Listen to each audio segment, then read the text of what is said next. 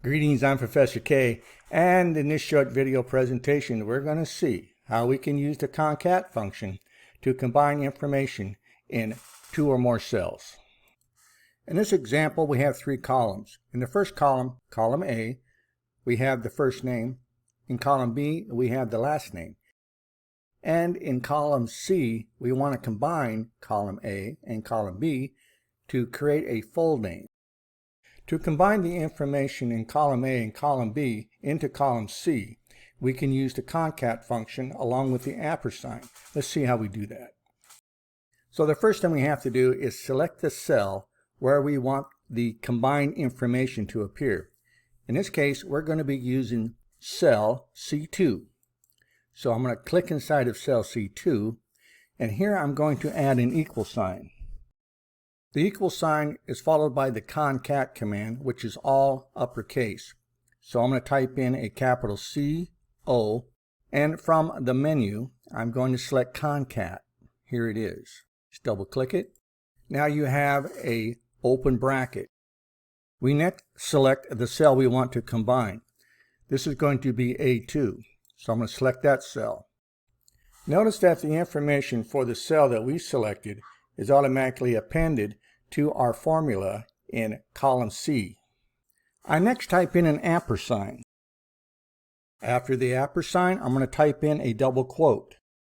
I'm going to give it a space. I'm going to type in another double quote, followed by another ampersand. We next select the second cell we want to combine with the first cell. And we're going to finish off our formula by typing in a closed bracket. The word concat is short for concatenate, which means to link like things together in a chain or in a series. The space between the two double quotes is so that we have a space between the first name and the last name when we finally combine the two to create a full name. Once you have the formula typed in correctly, go ahead and hit enter. And you'll notice that in column C, we have combined the information that was in column A with column B. To copy our formula into the remaining cells where we need to combine the first name and the last name, we just highlight our first cell, which is going to be C2. You'll notice that over here in the lower right corner, you have a little box. If you put your mouse on that, it turns into a plus sign. Hold your left mouse button down and just drag that formula down to the last cell and let go.